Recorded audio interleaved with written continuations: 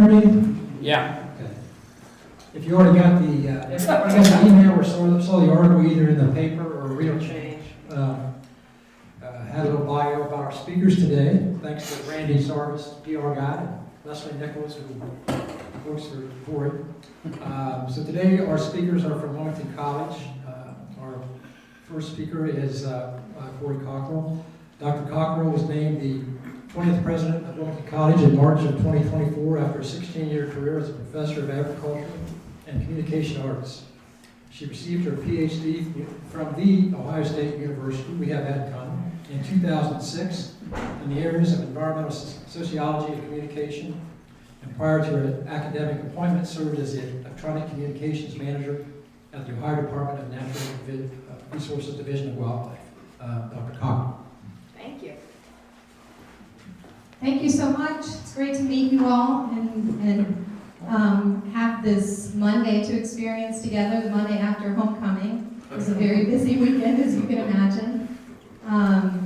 I just thought I would start with a little introduction of who I am and how I got here. And I brought my colleague, Russ Kincaid. You may know Bill Kincaid, his father. Russ is doing some amazing work, so I brought him along so he could talk about some of the things he's doing, especially in the prison program and with the science department. So my name is Corey Cockerill. I am from Mount Vernon, Ohio, originally, which is Knox County. I was not raised on a farm, but I always wanted to be a farmer. And so I went to college to study agriculture. I studied rural sociology and agriculture at Ohio State. And I just really fell in love with researching natural resource management, conservation practices, and really trying to understand sustainable agriculture and all of the different components of bringing a farm to a place where it's regenerative. And while I was there, working as a lifeguard, I met my husband, who happened to be just about to go to Wilmington College for his freshman year. So I was in graduate school and he was here, and I drove down every weekend. I'd pull up Elm Street and I'd look at the 4th floor of Pickett Hall, and there he was on the 4th floor of Pickett, waiting for me. And when he would go to class, I would go to Watson Library and I would sit and do all my research. In fact, I dedicated my dissertation to the Watson Library staff. They don't know this, but I did because they so kindly accepted me, not as a student, but just as a friend of a student who needed a place to stay. And you and I have an affinity for that space, I realize. So I spent a lot of time at Wilmington College. I got to know my husband, his name is Tate. I got to know his professors. He was studying agriculture. Monty Anderson, Don Chapin, Harold Teary. They became mentors to me while I was here, even though I wasn't a student.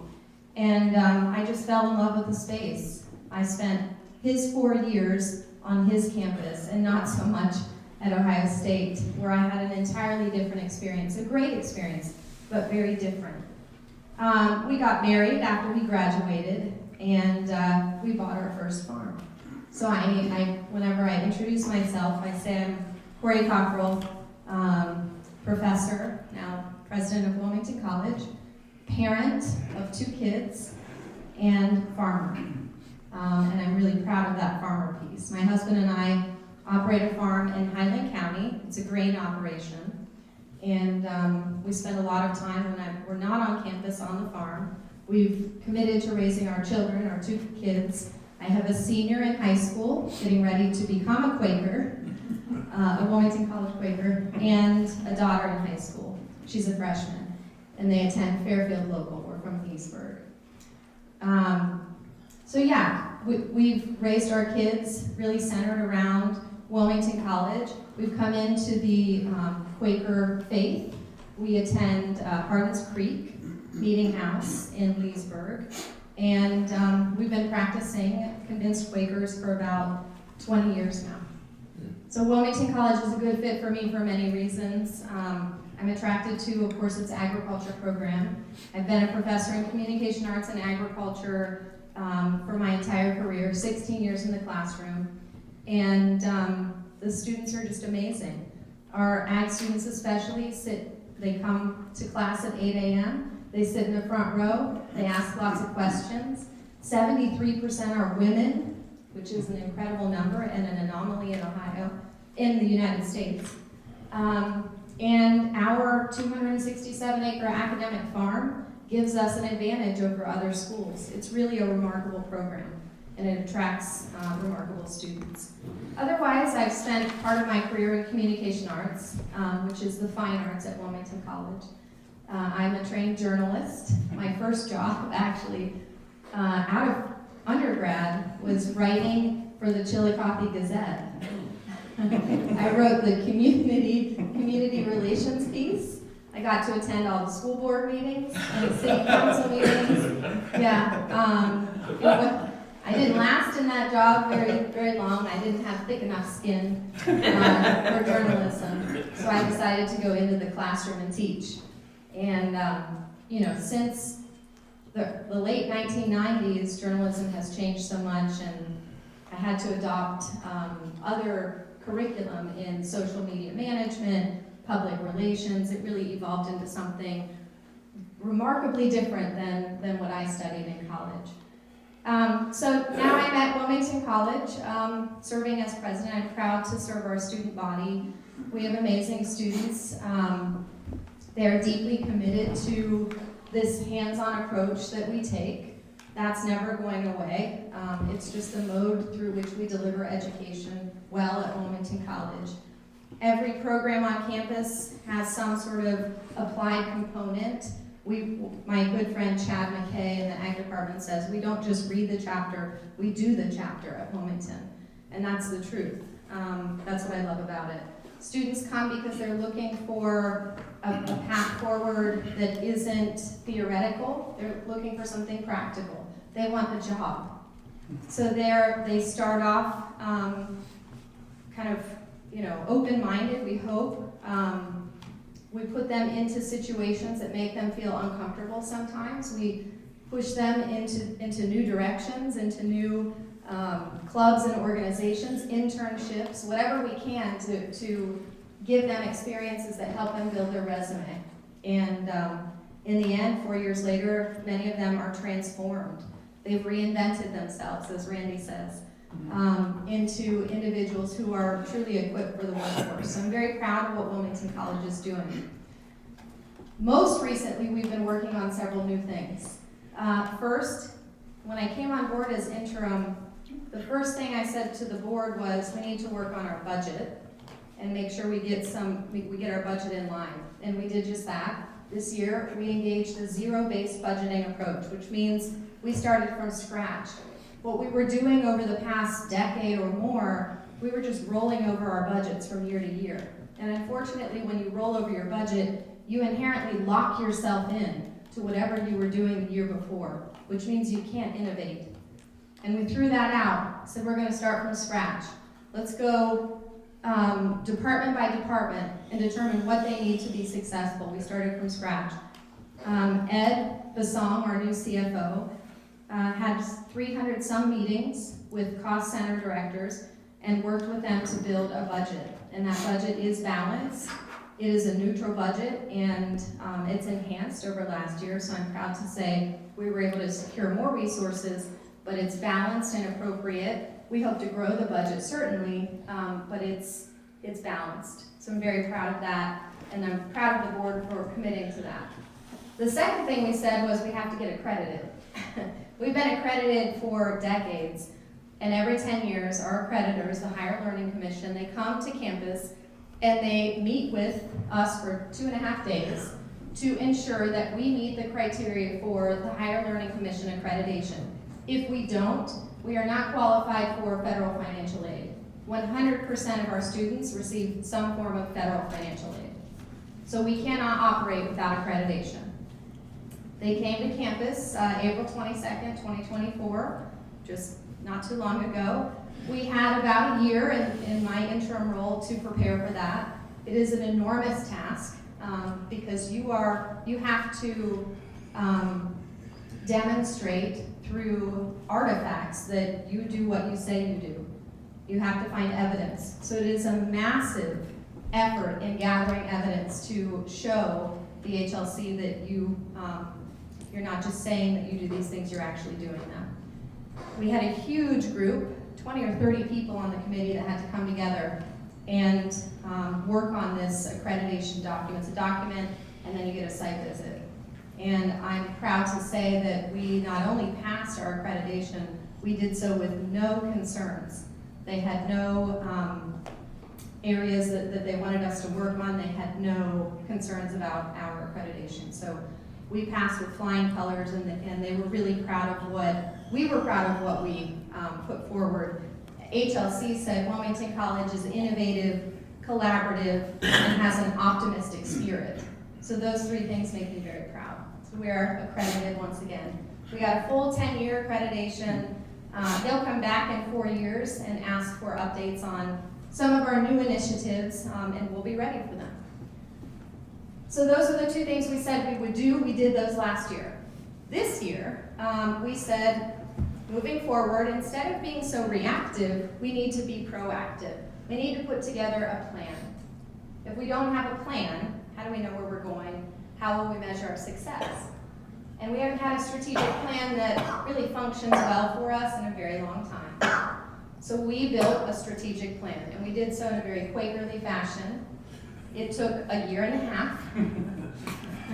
So if you're familiar with Quaker process, you know what that means. It was very methodical, very engaged and involved. We had 6 months of listening sessions, and those were facilitated by an outside consultant. The board themselves had 4 different retreats. We merged their retreats with our 6 months of listening sessions into another session where we set our priorities and intentions. And finally, a year and a half later, we put together a strategic plan. It has 7 pillars that drive where this institution is headed. And those pillars involve committing to high-impact academic experiences. So those would be things that are hands-on, that are applied, using the academic farm, using our labs to help teach students, high-impact academic experiences. Second pillar is agriculture. This is a board of trustees fully committed to agriculture at Wilmington College. I haven't experienced a board yet at Wilmington that wanted to articulate that specifically, and this one does. They see it as a unique selling point for students and their parents looking for this type of education, and so they're committed to it. One of the pillars is agriculture. Another one, if you're familiar with Wilmington College, especially if you're an alum, this will feel familiar to you, and that's international affairs. Wilmington College is circling back to its commitment in international affairs. We're opening an Office of International Affairs, and that office will drive alumni relations, student recruitment, and travel opportunities for our students. So we're very proud of that. The fourth one is our commitment to the community. The Wilmington College community is only as strong as the community around it. We have to support the community as much as the community supports us. And we aspire to be a college within a community that serves as an anchor institution. We haven't done that so much. We've sort of operated in parallel, but not together. So working on collaborations, how can we support the air park? How can we offer training and credentials to support workforce development? How can the community who wants to reach out to Wilmington College and welcome its students be more welcoming? The fifth one is about student support, and this was one that was driven by students. How do we best support our students with a safety net? They need more support than they have in the past. They need a different kind of support. In some ways that's through coaches, in some ways that's through their academic advisors, spiritual support, health and wellness support, mental health support, all of these things wrapped together. It's much more comprehensive, and we have to be more intentional with that. Students today, having gone through COVID and having unique experiences that we may not understand or have used before to drive this, we now have to consider, and we have to provide them with more support. Finally, we have our, what's my sixth one? I'm missing it. My brain is atrophying. You get like us. I know, right? It'll come to you when you're driving. Yeah, give me just a second. I'll come back to that one. So we have these pillars that are driving our strategic plan, and the campus community is committed to those. We will have a strategic plan to send out to the community in the next month or so, and it's the first time I think I can say we've been strategic in where we want to go. As resources come in, we're able to point them in the right direction. Instead of just getting by, or instead of just maintaining status quo, instead of holding the line, we're now trying to grow. Wilmington College experienced growth in its, I got it, I remember it now. It's our commitment to diversifying our enrollment profile. So Wilmington College has traditionally served undergraduate students. While we can continue to do that, we will. That will be our bread and butter. We have to expand graduate programs, online programs to some extent, and our new prison education program. It's not new. If you are familiar with Wilmington College, you know Wilmington was the first institution in the state of Ohio to offer a 4-year degree in the prisons, the very first. And the state of Ohio and the federal government said we're no longer going to offer these, and they kicked us out in 2012. But because we're good, stubborn Quakers, we didn't leave. We stayed to offer book clubs, enrichment programs, music programs, and we maintained that connection with the wardens. Because we did that, when the federal government said, hey, we want to welcome prison programs back in, Wilmington College was first in line and ready to go. So we broke ground on our prison program on May 13th of 2024. We now have 118 students in the prison program. We're located at Dayton, Warren, and Lebanon Corrections, and we plan to continue to grow those programs. Those are incarcerated individuals who, in most cases, will be released at some point. They're seeking degrees mostly in business. We have the option for them, once they're released, to continue those courses online or in person, and we're working again on that safety net, working through social services to help with reentry and workforce development. So those are some of our new key programs, our new strategic plan. I brought with me some visioning documents that we have. This is, if you're familiar with the academic farm, we have an equine center. Our equine center hosts the largest equestrian team at the smallest school in the country. 61 riders Wow. on our equestrian team. And so we basically run out of space. Agriculture is also our largest major. A third of the students on campus are agriculture majors. That means there are about 250 of them, nearly 300. When you try to squeeze them into a lab that seats 24, it's a Tetris game you can't win. And so we need more space. If the board wants to grow the agriculture program, and they do, we need more space. So this would be adjacent to the existing equestrian center, which would go here. Horses can ride back and forth into this new pavilion. This pavilion is a 240 by 120 arena, dirt floor arena, to host livestock judging events, equestrian events, rodeos, you name it. It will serve as a laboratory space for our students. In the front, on the left side, are 2 40-seat classrooms and 1 laboratory that expands our lab by another 24 seats, so 100% expansion. In the middle is this atrium and community center for students just to feel welcome, sit down, enjoy themselves. We can also use this for community events. There will be a kitchenette just around the corner so we can host catered events. And then if you want to see the footprint, I like to look at it this way. Here's the existing equestrian center. Just about a quarter to a third of this is arena, so you can see how small the arena is. This holds 28 horses. We are full. Actually, last year we got up to 32 horses. So we had to create some makeshift stalls for those horses. This is where we currently beat Ohio State regularly at our equestrian events. But this is not going to serve us well. We need to give those students a real arena. Relax. Wilmington College also hosts an event each year called the Aggies Livestock Judging Competition. It's the Aggies Judging Competition now, it goes beyond livestock, but that attracts 1,600 high school students a year from all over Ohio and the adjoining states. That is our largest recruitment event that we prepare, and we would like to bring it home. Currently, it's too large for us to host anywhere on our academic farm, so we send that event to Clark County, to the Champion Center, and we have to somehow convince those students that they should come to Wilmington College, even though there's a disconnect there. So if we could bring that event home, I think it would really benefit our students, our prospective students, to see the academic farm and understand how we use this farm to enhance their learning. Where's Fife? This is like, Okay.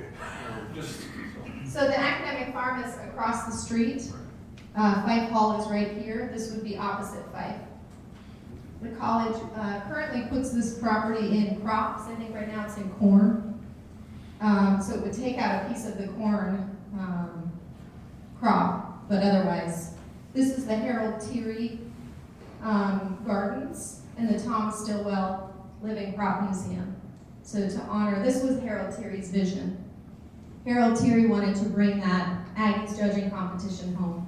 It was his original competition, and we continue to operate in his honor, but he really wanted to bring it home, and it was been too successful, which speaks to his vision. So, these are some of the really great things we're doing. Russ is actually teaching in the prisons, so I thought I'd bring him in to let him give you a little description of what he's experienced in our new or renewed program.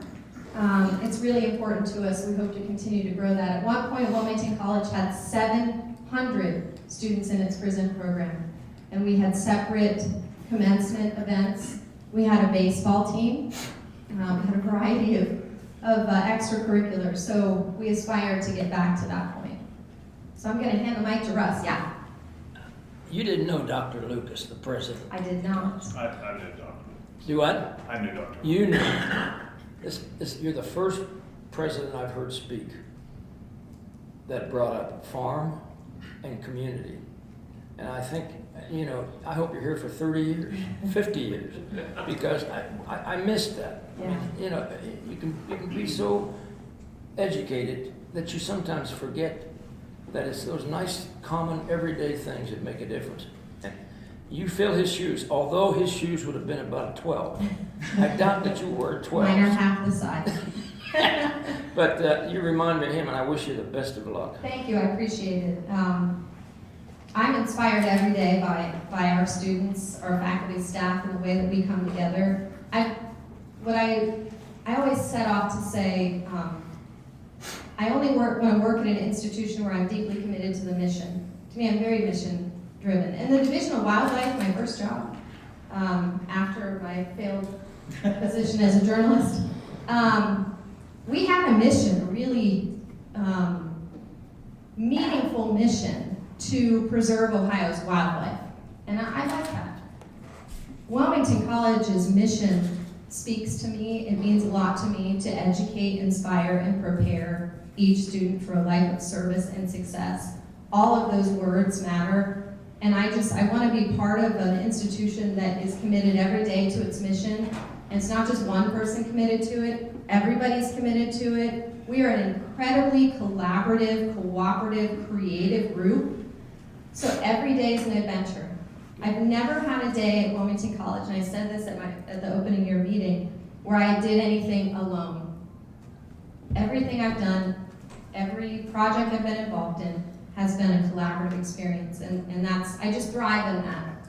So that's what Wilmington College offers. I got a comment. Can I make a comment? Yeah. I'm a grandparent, and my granddaughter goes to Ohio State, and I think it's so important. And also, I appreciate it when you take a drive out in Clinton County, which I live in Clinton County, you'll see hundreds and hundreds of farms, hundreds of cornfields or soybeans or whatever. And it's important for our young people to get an education or get experience to know what area of life they want to spend their career, or they want to go, spend their livelihood. And I think that what you're doing is, if it's not the most important, it's one of the most important things that we can do for our future, is to help our young people. Give them direction, show them where they want to go. I know it's important to my granddaughter, I know it's important to my son. It's very important that we support our young people and give them a direction, correct? Yes, absolutely. And they need somebody to walk with them. They're a timid, intimidated group of young people for a variety of reasons. And what Wilmington College does, we open the door, we go by first name basis. Great, that's great. We welcome all the questions. We work with every student, no matter if they're our, advisee or not. Wilmington College is concierge. That's what my friend Wynn Alexander says.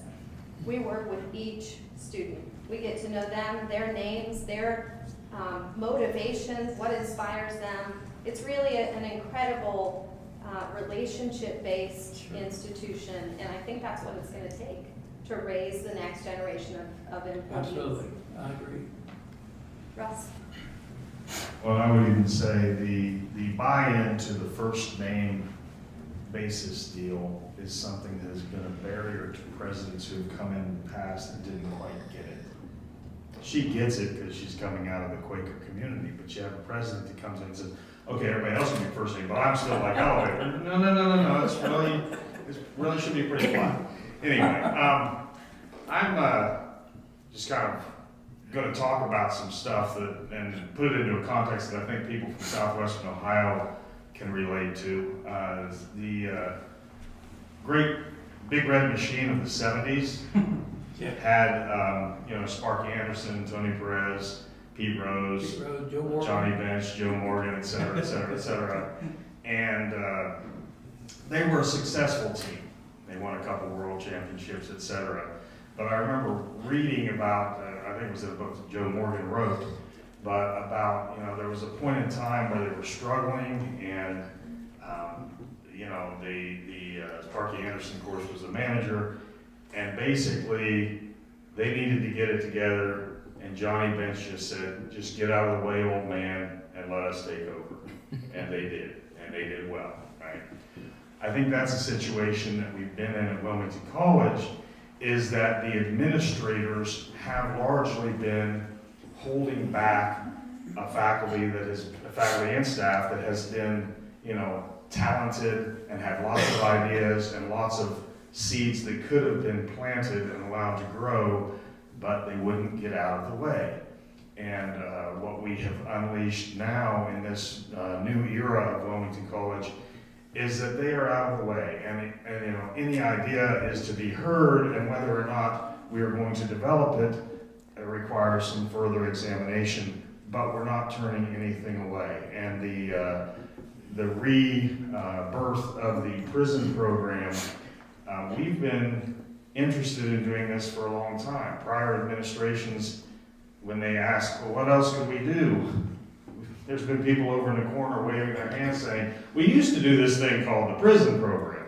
Now, my involvement with the prison program, we started in 1967 in the prison program. That's when I started life, so I wasn't involved back then. But my dad was involved shortly thereafter. I think the college started largely, I know Neil Snarr was one of the primary people to get it started. And then by the early 70s, we had all kinds of things going on in the prison. Like Corey said, we had sporting teams. My dad was the track coach at Wilmington College, as well as being a math teacher and teaching at the prison.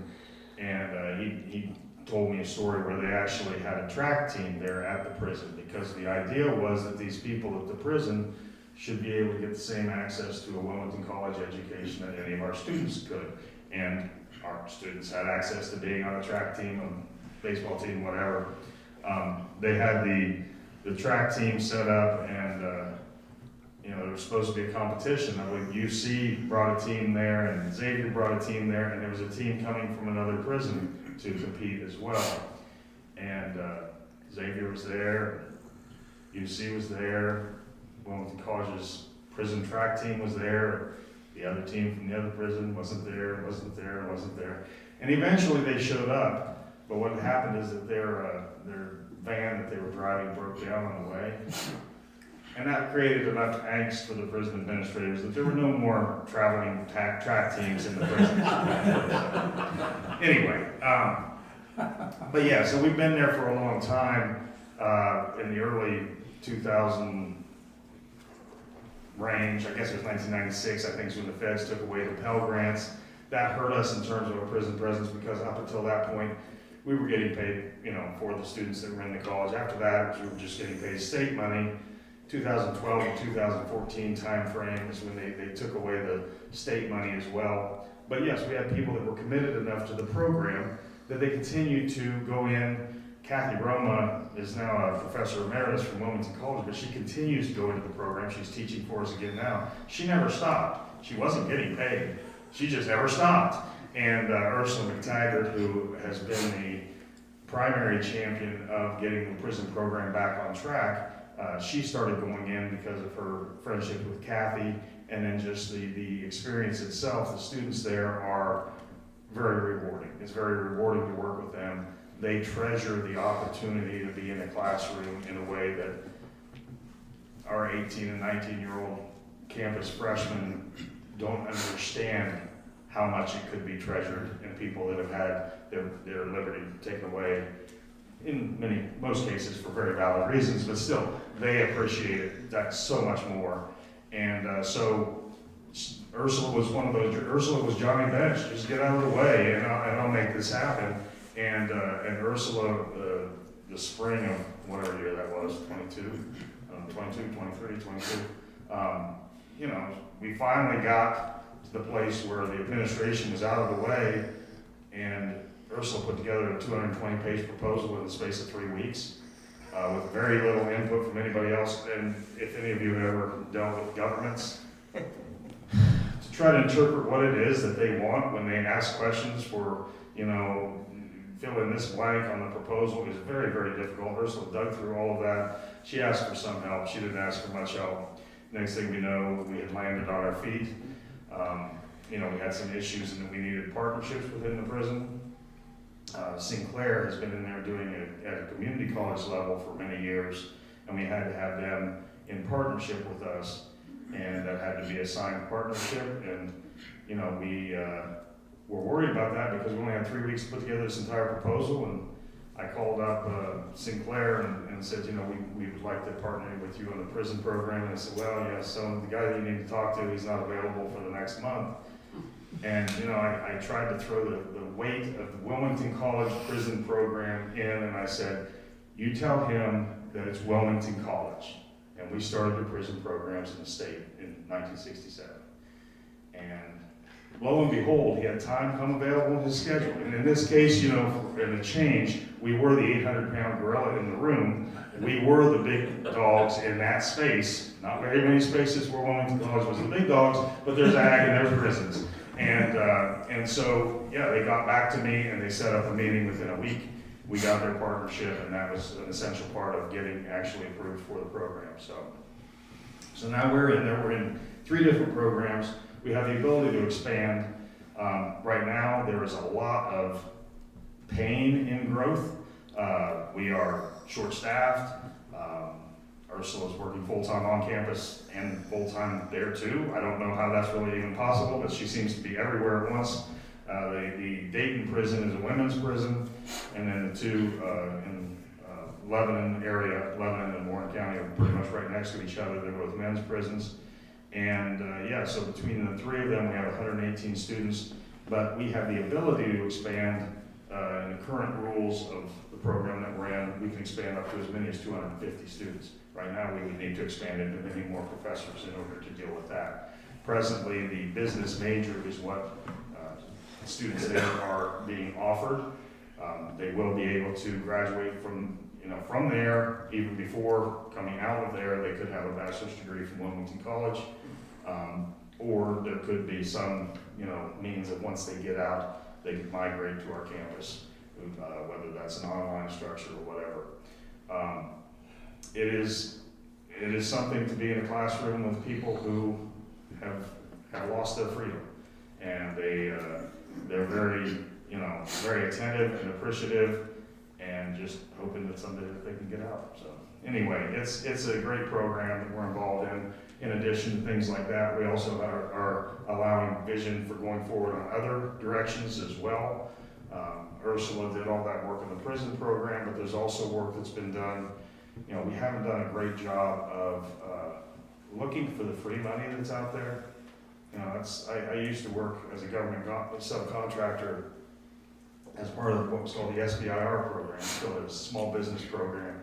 And if you could get these SBIR grants, it was basically money with no strings on it. You just, if you could write a good enough proposal to win SBIR money, then you got whatever it was. For phase 1 was around $100,000. Phase 2 was as much as $1 million, but for your company, and then you could do whatever. Well, those were very competitive, as you can imagine. The thing about the space for education is that there's money like that that's out there and available, but it's not nearly the level of competitiveness that the SBIR program was. When I was writing SBIR proposals, they were about a 10% win rate. So you're putting in an awful lot of work without necessarily seeing a lot of payoff.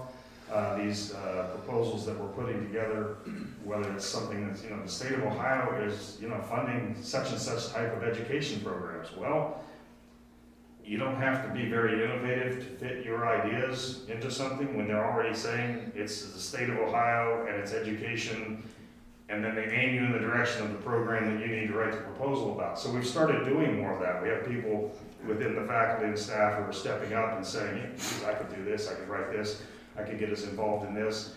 Those ideas are coming in, we're pushing them through, and we're able to see those things coming to fruition as well. And we've got the social sciences starting a whole new program where well, not a whole new program, but we've never had accreditation before. Accreditation would require 2 full-time social work personnel, and we've always had 1, and we're going to get 2, and we're going to become accredited for social work, and that's coming in the next 6 months or so. I mean, we've already had the funding, right? Yep.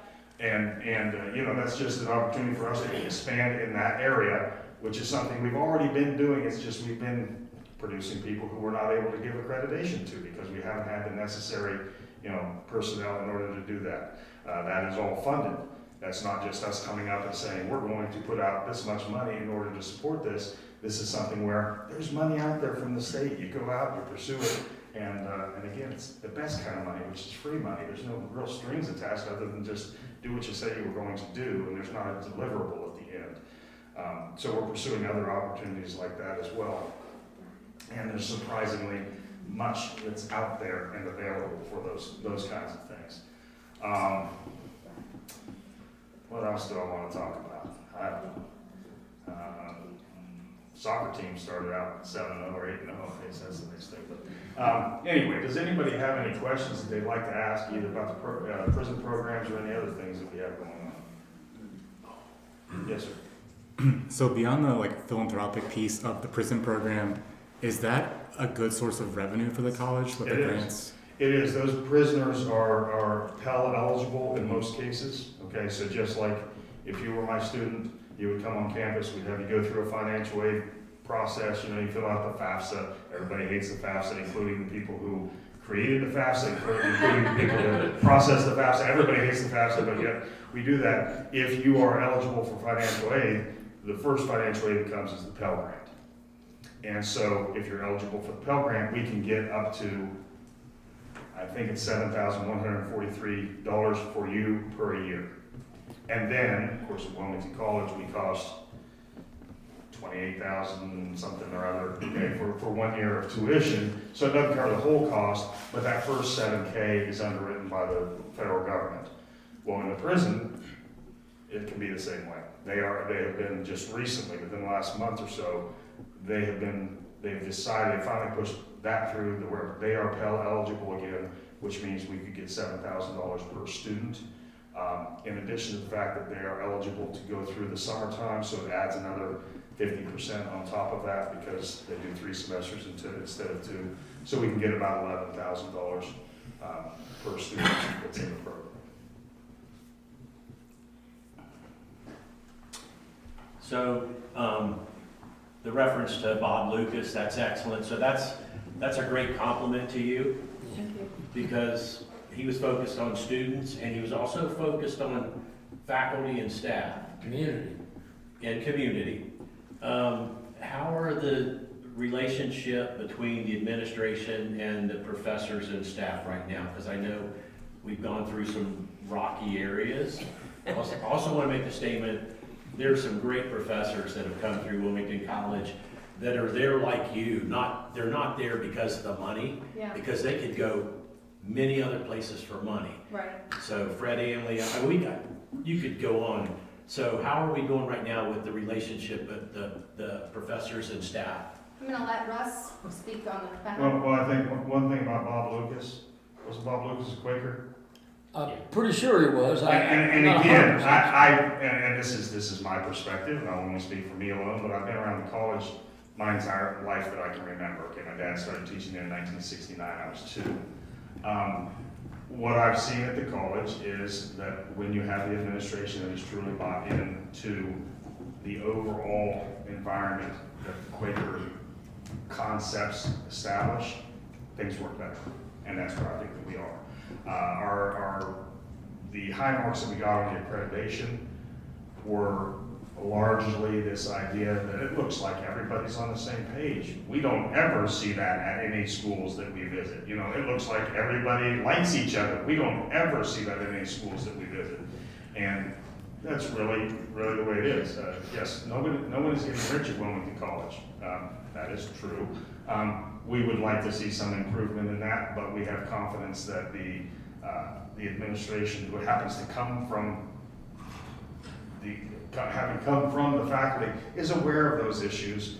Also, she's a very good listener, and you can get into her office occasionally to talk to her. Those issues are on the table somewhere. These things take time. I would like to see, a chance where, I'm sorry, where people who are working as staff don't pick up part-time jobs on the weekend because they're dedicated enough to Wilmington College to stick around even though they could be making more. We do have that situation in many cases now. We need to be able to keep our good people and compensate them effectively, that they can be really our people rather than being split. And that's an issue that's being. Can I speak to that too? I want to add too, Russ and I, for the past couple of years, have been working on a comprehensive compensation assessment, an external review to compare Wilmington College and its compensation program to other institutions. We had started that work in about 2021 or so, and we had built what was a transparent compensation structure with ladders, floors, ceilings, and comparisons to other institutions, much like you would find at a public school. I served on the school board at Fairfield Local, so I had seen this, that's how public schools work. And we have just received a quote from a company that offers that kind of service. So for the next 6 months or so, we're going to take the work that Russ and I did and the work from this external consultant and figure out where we have gaps so that we can get that compensation both transparent, but also clear. If you come to Wilmington College and you're at a certain, you're in a position at a certain tier, you can see your pathway. If you max out at this tier, you can see where your, longevity exists if you want to continue to climb that ladder at Wilmington College. So we're working on that, and I'm proud of the work that we did together, and I'm glad to say that we're moving toward the opportunity to get a full assessment. And every year we're going to commit to a zero-based approach to budgeting, which means as we move into next year, we'll take all that compensation information and figure out how can we start to scale up. It's critically important. It's important for morale. Our strategic plan carries five main goals: mission, morale, enrollment, Those are three really important things, and we put mission first, of course. You can't fulfill mission without morale, right? Mission, morale, enrollment, and then retention and revenue. Revenue is last. It's not that it's least. It's just that it doesn't come before mission and morale, quite frankly. So those are the 5 key goals of the strategic plan. And I failed to note, for those in the room that are taking notes, or if it's for the press, Pillar 5, I skipped over, that's actually our commitment to marketing. Wilmington College is its own best-kept secret, and that statement probably resonates with you if you know Wilmington College. I don't know if it's our Quaker heritage or our humility that prevents us from telling the stories of Wilmington College proudly and loudly. And that's what they've asked me to do. Hit the road and tell those stories and be proud and loud. So we have a whole pillar, Pillar 5, committed to marketing. And actually Randy Sarvis is working through that with a marketing team who's helping us build up our storytelling strategy. We tell a lot of stories, as it turns out. We're great at narratives. And our stories are compelling. We tell a lot of them. We need to start to hone those stories and really streamline them to hit the right audience with the right story and the right message so that they feel connected and it's not a mystery who Wilmington College is. The other piece of that is they're delivering us some really great digital assets so we can connect with these students who are interested in Wilmington College. It can't be difficult for them to find us. We have to find them. So that's part of that strategic plan. It's one that we're really excited about, and it's one that we need to commit to because we've just been too humble. Well, you've been proud of your. That's a quirky little piece of it, absolutely. We are. And we'll continue to be humble, don't get me wrong, but we are also going to go after these grants. Russ and I just completed a $1.2 million grant application, and our fingers are crossed, but that would be for STEM education, and it's the state of Ohio, Choose Ohio First grant. We're eligible to apply for that every year, and for whatever reason, one reason or another, we haven't applied for it for 20 years. So we have to continue to seek resources to support those 5 goals. And you mentioned you needed to talk to Sinclair about the prison program. When we moved here 5 years ago, on the website, I saw Cincinnati State as a partner. Is that still the case? Still a partner. We're a partner with Cincinnati State on the social work grant. So we have students that are coming into both Southern State and Cincinnati State. You get a 2-year social work degree, associate's degree from those 2 institutions, and then you can come to Wilmington College, receive a $15,000 stipend from the state of Ohio, again, one of those programs that we just weren't dialed into, and now we are. So yeah, we're partnered with them on a variety of articulation agreements. Russ has been working for really the last 3 years on what are called articulation agreements, or pathways for students at 2-year colleges to come to Wilmington in very specific programs. It turns out that Wilmington College is very attractive to 2-year degree institutions for some of its programs, namely agriculture. They want to send their students into our agriculture programs from their 2-year degree programs. Social work is another one we're developing. Social work is just new, and we've got agreements in place with Southern State on that. That's part of this grant, and also with Cincinnati State. We also have several agreements that are biotech, which sort of fits with that. They call it biotech at the 2-year degree level, but that's not what we have really. But they come with that, that training, and then they come to us and finish up with a biology degree, and that's been, when it's utilized, that's successful. We also have agreements that are for our students going elsewhere. We have students agreement with Mount Carmel on nursing. We have agreements with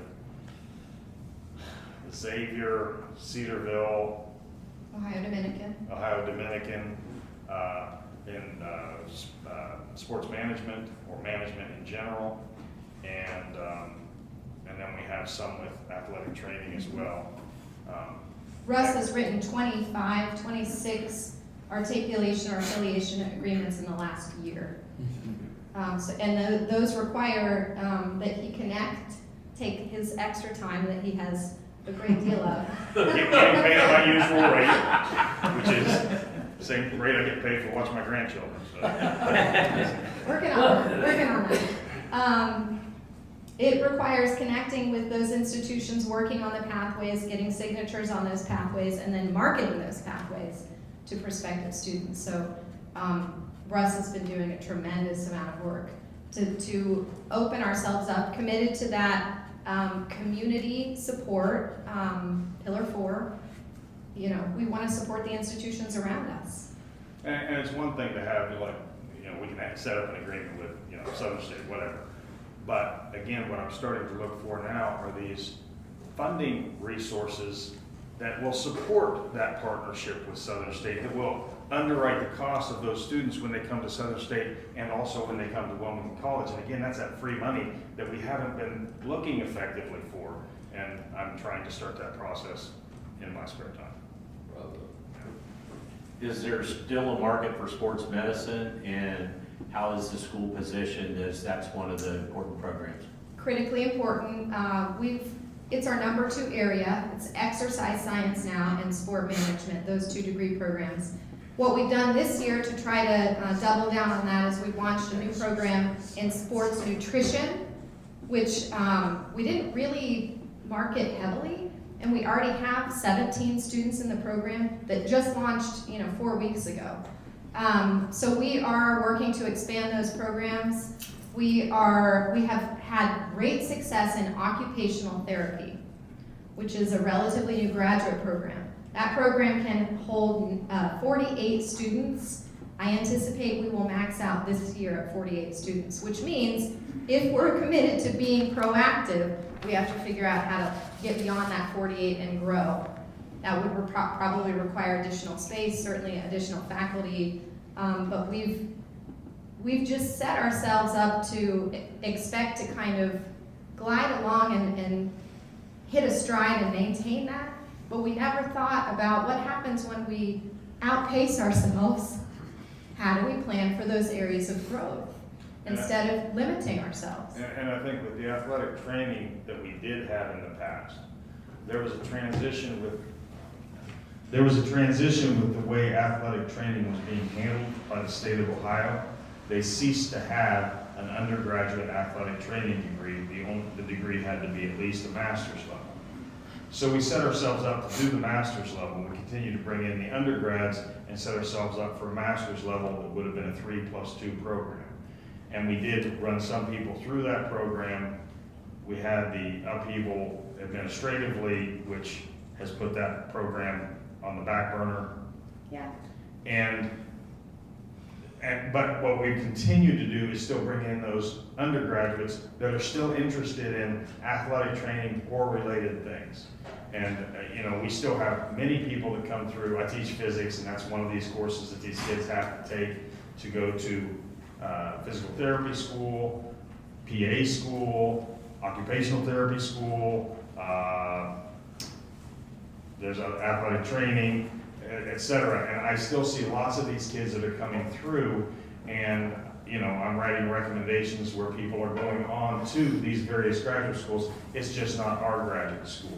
And when exactly, if that comes back, is still a matter that's being worked through, because it's a little bit tricky, because that particular degree at the master's level, there's some question as to whether the compensation for that is appropriate for somebody getting a master's level degree.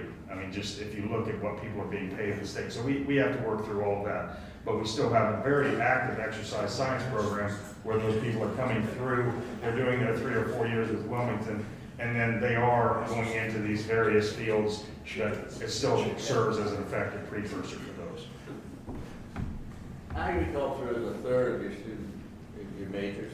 What are the other big ones? I gather the sports. So yeah, that's number 2, would be exercise science. When you add in sport management as part of those sports sciences, it really becomes a close number 2. Behind that, business which would include business management, marketing, econ, and accounting, those 4 areas. Those represent a pretty good chunk. Education is growing. Wilmington College, if you followed its history, was really well known for its education program. We're coming back. We have some really innovative faculty who have connected to the state of Ohio resources, and we're becoming a go-to institution from our local schools, developing new teachers. Education just took a hit with COVID, though. There were, finding young people who wanted to become teachers for a period of time, that was a challenge, but we're starting to see a comeback there. The social sciences might be 4th, 5th, if you include psychology, political science. We have a new public health program that also launched this fall. We have a new logistics and supply chain management program that launched this fall, and I'm smiling because it's such a win for us to have a global shipping hub in our backyard, R&L, ATSG, Furno, Washington, to have logistics and supply chain management as a degree program. Just be still my heart. I mean, if we can connect to that and serve those industries, that would be a real win for us. And the last one is cybersecurity. That's just a response to the demand in the field. Cybersecurity is embedded within our business program, and it's a hot field, so we added that. 4 new majors, but the most popular is sports nutrition. And there's lots of funding out there for STEM fields in particular too, which ag fits in that category, and I can kind of massage that in if we needed to, but we also have empty seats in chemistry classrooms, math classrooms, not so much in our biology classrooms, but we have room to grow in those areas, and the people that we have graduating in those areas are very successful in going further in those fields. We just don't have enough of them, so we need to fill those seats. And yeah. And what you hear us saying is we have room to grow, which means he's thinking strategically. That's the kind of thinking we need. Yeah. So this question is so I can respond to some of my friends who are more negative. People will say that Wilmington College is not doing well financially, but it sounds like you guys have it under control. So maybe can you flesh that out a bit more so I can get a better answer when someone says something negative like that? We have a balanced budget. We do not have a deficit. We ended last year with $1 million ahead. So, we had a couple of bumpy years after COVID, but over the last 2 years, we've had a full recovery. So having this zero-based budgeting process means that you build a budget appropriate to the size of your institution. We set expectations that are realistic for how many students are enrolled. We outperformed that number. We actually had a low, a medium, and a high. And by the way, our board meetings are open to the public, as they should be. So if you ever want to sit in a board meeting and hear our financial reports, anybody can do that. You can connect online. They're offered online. So we ended at $1 million ahead last year. We rolled into this year zero-based. We're already outpacing our enrollment numbers. We anticipated 979. We're at 1042. So we're already ahead. Prison program is a large chunk of that, but as Russ talked about, that's fully Pell funded now. 2 weeks ago, while standing over a fish fryer at the county fair, I signed the documents to ensure that we now have full Pell funding for our prison program. The challenge today and what other institutions around us are facing is that undergraduate education is going to run in a deficit for the next 10 years. We aren't going to, it's not something you can make money on. Undergraduate education is not. Most institutions are making money on graduate programs, international programs, workforce development, and philanthropy. Those 4 things. So if you want to subsidize undergraduate education, you have to invest in those 4 things. Money has to come in there to balance the budget. And that's what we've done. We are balancing our budget on prison program, international, which is one of our pillars, and philanthropy. We were $3 million ahead of where we anticipated we would be in our philanthropic efforts last year as well. We have a growing endowment. Our endowment is at 58 million. We had 2 major gifts in of 2019 that doubled our endowment, and the interest off of that supports our budget. What does international mean exactly? Like those students are international? Or? Students are international. So we have a goal to recruit 30 international students. Our approach is different than what we've used in the past, which was to focus primarily on athletics. This time we're focusing on site specifics. So we're going to Cameroon and Rwanda. We have connections in those 2 countries. We're working with very specific schools using articulation agreements to recruit students who are prepared for college. They're going to college prep schools. We have students from already Zimbabwe who come through the same sort of process. These students have a different financial model. Like Pell or like prison education, they may not be full tuition paying, but they also don't have the complications of dealing with federal financial aid. These are students who are coming, sometimes they may come online or they may come in person if they can get a visa.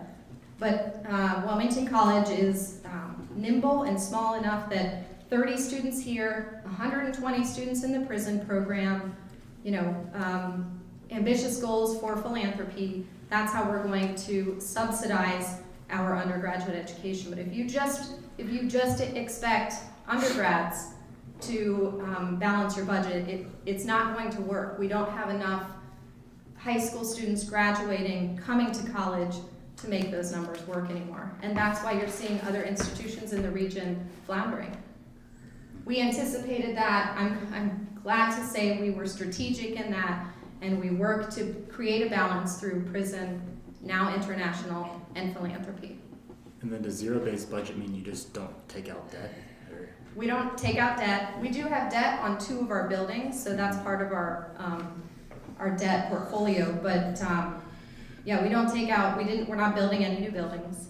We don't have any major capital plans at the moment. We're just doing, regular maintenance. It means that you set a number for how many students you're going to serve from those different areas. Undergrad, grad, prison, international, and then what you expect from philanthropy. And you build a budget based on that. So if we expect this much money to come in, we're going to break that money up and distribute it across campus based on what individuals say they need to fulfill the mission. Each year doing that independently. So, Russ met with our CFO and said, to be successful, this is what the sciences are going to need. Everybody has a voice. Now, you don't always get it, right? There's a finite amount of resources.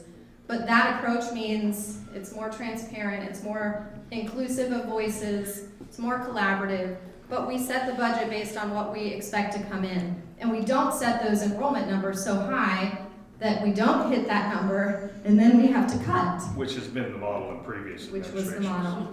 Let's say we get an unrealistic number of students. We'll budget for that. Well, no, because we always missed it. We know what we're going to get in the ballpark. Budget for that, plus or minus a little bit, have a high, low, and mid estimate, and that's what we've done.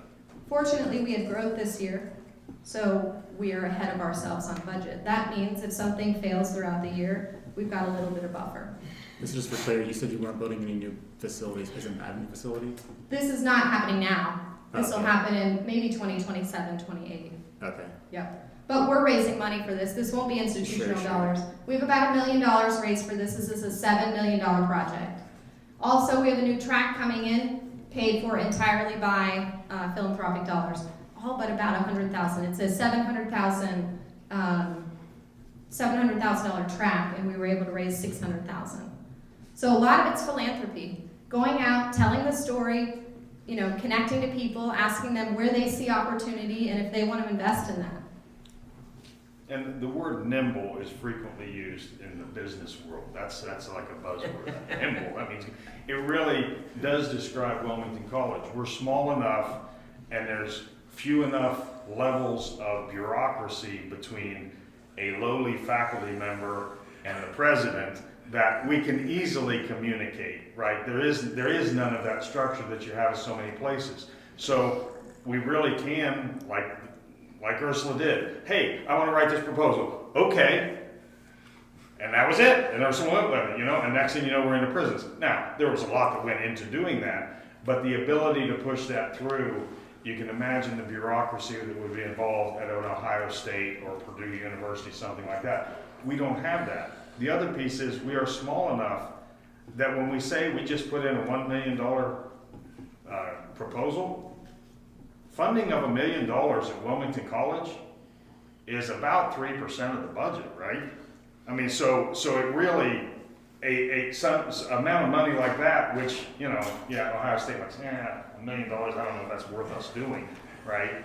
But for somebody like us, it really allows us to turn things, and, you know, then, of course, that million comes in over here, you can reallocate dollars elsewhere, et cetera, so, you know, it helps to be small sometimes. Once we have the strategic plan out, I can deliver copies to you. You can see what goals we've set for all of our financials. So you can see what we set. I don't mean to like No. make you defensive. I was just asking like out of curiosity. No, it's all good. You can see what our philanthropic goals are, what our goals are for prison program, all of our workforce development programs, what kind of revenue we anticipate to bring in by 2027. This is a 3-year strategic plan, not a 5, because 3 years in higher education is basically a century. And what we'll look like in 3 years is very different than what we looked like 3 years ago. In fact, here are copies of the strategic plan. There it is. There's 5 of them there. How many do you have more than that? Yeah. Lots of stuff. Oh, great. If We have somebody would copies of the like- pillars. We have copies of the strategic plan, arriving just on time. We got lots of stuff, so if you're interested in looking at Wilmington College information and bling, it is here. Any other questions? Well, thank you so much. Go ahead. No, go ahead. Thank you. I heard talk that the city might be selling the Masonic Lodge to the college. There was someone discussing that. Is that actually happening, or? So the college is paying for a feasibility study to a maximum of $250,000. That's about what it would cost. The feasibility study would determine what could go in the Masonic building, what sort of businesses might operate there. It would look at the space architecturally, identify any deficiencies. It would look for opportunities. And the feasibility study we're giving to, should there be an investor that comes along, we'll hand that over. It's also for us too, if it looks like, you know, it's an opportunity to invest, the feasibility study should guide that. But at this point, we're just sponsoring the feasibility study, and it will be available to any party that is interested in exploring development there. And we like to hear about rumors, because then we can address them. That's why I'm asking. We want to It's know all what's out about there. transparency. Yes. Sponsoring, like fully sponsoring or partnering with other sponsors? We're fully sponsoring the feasibility study. Okay. And once it's available, it's public.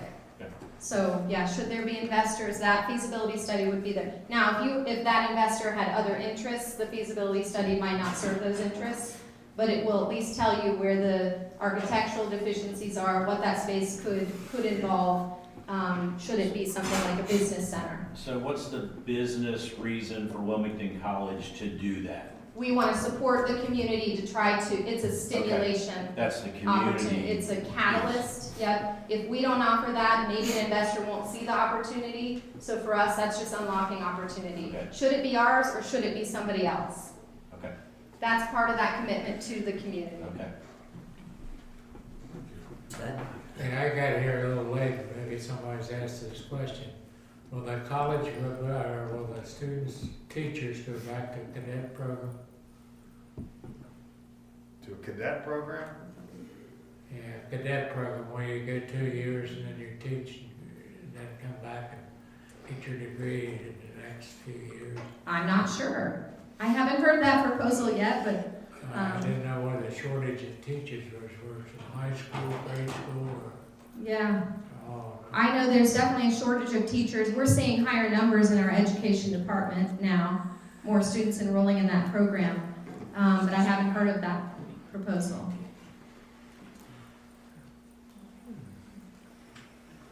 All right. We thank you very, very much. I learned a lot. So I've only been to Wilmington College one time, and young friends, 50 years, 65, 70 years ago. We welcome you back. We meet there every Sunday for our meeting. Thank you very much, and I think we're going to have another program, aren't you? We do. We have a reception that our advancement department is here. They're going to bring in some materials for you, and they have a little reception.